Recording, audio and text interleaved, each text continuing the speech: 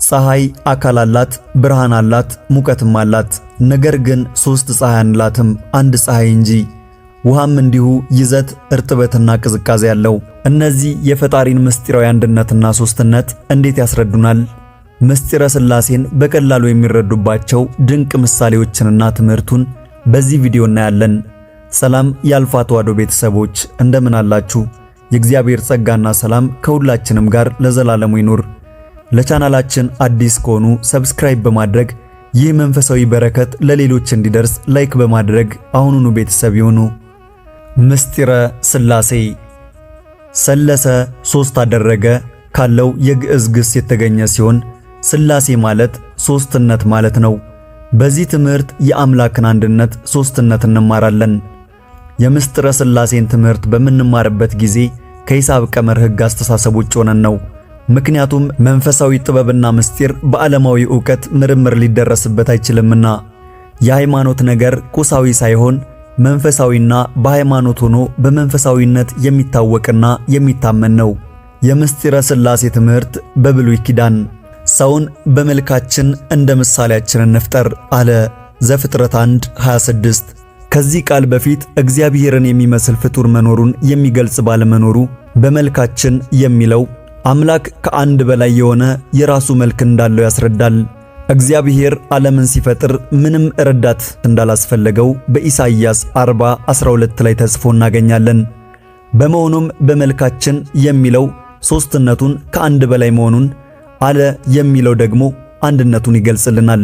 አዳም ከእኛ እንዳንዱ ሆነ ዘፍጥረት 3:22። እግዚአብሔር በአካል በስምና በግብር ሶስትነት ባይኖረው ኑሮ ከእኛ እንዳንዱ ሆነ የሚለው ግን ብዙ ቁጥርን አመልካች በመሆኑ እግዚአብሔር አንድ ብቻ እንዳልሆነ ያስረዳናል። ዘፍጥረት 11:7 ኑ እንውረድና ቋንቋቸውን እንደበላልቀው አለ። በዚህም እግዚአብሔር ለአምላክነት ሥራው የማንንም እርዳታ እንደማይፈልግ የሚታወቅ ሲሆን በውስጡ ከሁለት በላይ እንደሆነ አንዱ ሌሎቹን ኑ በማለቱ ያስረዳል። ዘፍጥረት 18:1 እግዚአብሔር በመምሬ ዛፍ ስር ለአብርሃም ተገለጠለት፣ አብርሃምም ዓይኑን አነሳና ሦስት ሰዎችን አየ የሚለው እግዚአብሔር በሦስትነቱ በሰዎች አምሳል ለአብርሃም መገለጡን በቁጥር 3 ብሎ ያስረዳል። አብርሃምም ዓይኑን አነሳና ሦስት ሰዎችን አየ የሚለው እግዚአብሔር በሦስትነቱ በሰዎች አምሳል ለአብርሃም መገለጡን በቁጥር 3 ብሎ ያስረዳል። ሐሳቡን ግልጽ ለማድረግ እግዚአብሔር ከሦስት ሰዎች ጋር ወይም ከሁለት መላእክት ጋር ተገለጠለት አይልም። መላእክትም ሆኑ ሰዎች በዚህ ስም አይጠሩም። ኢሳይያስ 42:8 እስከዚህ ድረስ ብዛትን ብቻ ሲያመለክት የነበረው በዚህ ላይ ሦስት ብሎ ለይቶ ስለተናገረ እግዚአብሔር ሦስትነት ያለው መሆኑን በግልጽ ያስረዳል። የእግዚአብሔር ሦስትነት። እግዚአብሔር በስም በግብር በአካል ሦስት ነው። የስም ሦስትነት አብ ወልድ መንፈስ ቅዱስ በመባል ነው። ሂዱና በአብ በወልድና በመንፈስ ቅዱስ ስም አጥምቋቸው ማቴዎስ 28:19 የአብ ፍቅር የወልድ ጸጋ የመንፈስ ቅዱስ ኅብረት የሚለው ቃል ሦስትነቱን በግልጽ ያስረዳል። ሁለተኛ ቆሮንቶስ 13:14 ስሙ የወልድ የአባቱ ስም የመንፈስ ቅዱስ ስም የተጻፈባቸው ራእይ 14:1 ከላይ የተገለጹት የእግዚአብሔርን የስም ሦስትነት ያስረዳሉ። አብ በራሱ ስም አብ ይባላል እንጂ ወልድ መንፈስ ቅዱስ አይባልም። ሦስቱም በየስማቸው ይጠራሉ። ሃይማኖተ አበው ምዕራፍ 11 ክፍል 1:7 ሥላሴ ማለት ሦስትነት ማለት ሲሆን የአብ የወልድና የመንፈስ ቅዱስ የሦስትነት ጥቅል ስም ነው። ሥላሴ በምንልበት ጊዜ አብ ወልድ መንፈስ ቅዱስ ማለታችን ነው። የግብር ሦስትነት።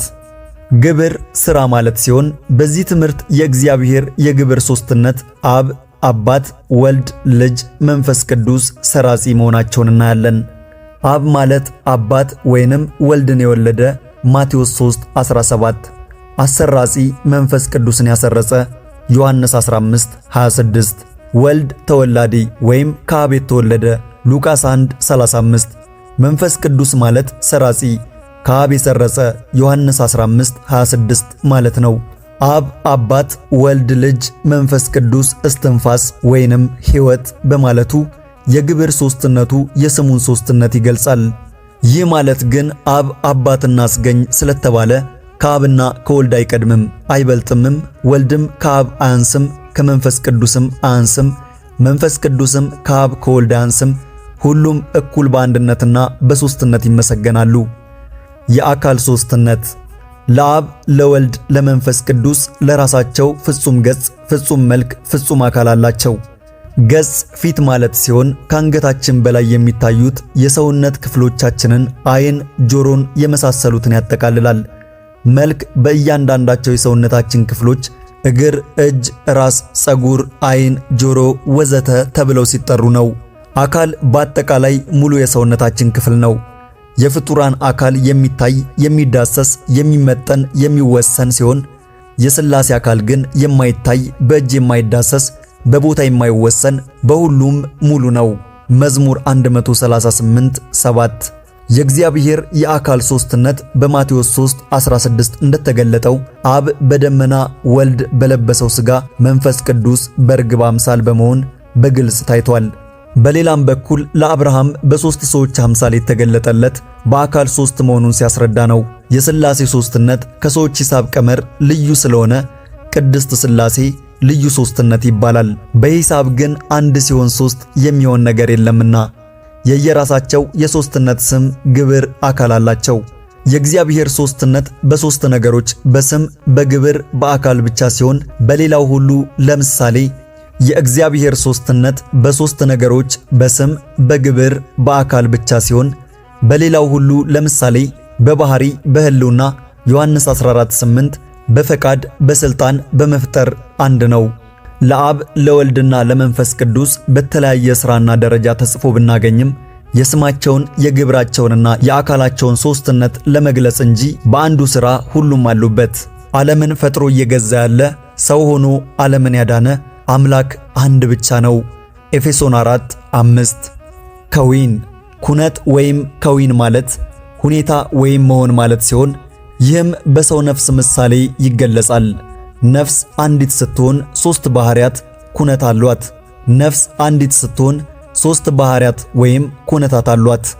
እነሱም ልብ ማሰብ፣ ቃል መናገር፣ እስትንፋስ ሕይወት ናቸው። ከሦስቱ ባህሪያት አንዱ ከተጓደለ ነፍስ የሚለውን ስም ልታገኝ አትችልም። የእግዚአብሔር ሦስትነት በሰው ነፍስ ምሳሌ ሆኖ ቀርቧል። ይኸውም አብ በልብ ማሰብ፣ ወልድ በቃል መናገር፣ መንፈስ ቅዱስ በእስትንፋስ ሕይወት ሲሆን አብ ለራሱ ልብ ሆኖ ለወልድና ለመንፈስ ቅዱስ ልባቸው ነው። ወልድም ለራሱ ቃል ሆኖ ለአብና ለመንፈስ ቅዱስ ቃላቸው ነው።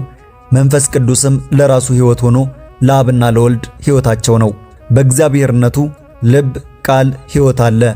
ነፍስ ሦስት ባህሪያት ቢኖራትም አንድ እንደምትባል እግዚአብሔርም ሦስት ስም፣ ሦስት ግብር፣ ሦስት አካል ቢኖረውም አንድ አምላክ እንጂ ሦስት አማልክት አይባልም። ዘዳግም 6:4 ሚልክያስ 2:10 የእግዚአብሔርን አንድነትና ሦስትነት ለማስረዳት የቀረቡ ምሳሌዎች። ፀሐይ አካል ወይንም መጠን፣ ብርሃን፣ ሙቀት አላት። በአካሏ አብ፣ በብርሃኗ ወልድ፣ በሙቀቷ መንፈስ ቅዱስ ምሳሌ ሆነው ቀርበዋል። ፀሐይ ሦስት ሁኔታዎች ሲኖሯት አንድ እንደሆነች እግዚአብሔርም አንድ ሲሆን ሦስት ሲሆን አንድ አምላክ ነው። ውሃ ይዘት ወይንም ስፋት፣ እርጥበት፣ ቅዝቃዜ አለው። በይዘቱ ወይም በስፋቱ አብ፣ በእርጥበቱ ወልድ፣ በቅዝቃዜው መንፈስ ቅዱስ ይመሰላሉ። ውሃ አንድ እንደሆነ እግዚአብሔርም አንድ ሲሆን ሦስት ሲሆን አንድ አምላክ ነው። ሌሎቹም በምሳሌነት የሚቀርቡ ፍጥረታት አሉ። ነገር ግን በምሳሌነታቸው ለማስተማር እንጂ የአምላክን ባህሪ የፍጡር ባህሪ ሊያስረዳ አይችልም። እነዚህ ከላይ ባጭሩ የተገለጹት ምስጢረ ሥላሴን ባጭሩ ለማስረዳት እንጂ የምስጢረ ሥላሴ ትምህርት እጅግ ጥልቅ ነው። ወስብሐት ለእግዚአብሔር ወለወላዲቱ ድንግል ወለመስቀሉ ክቡር አሜን።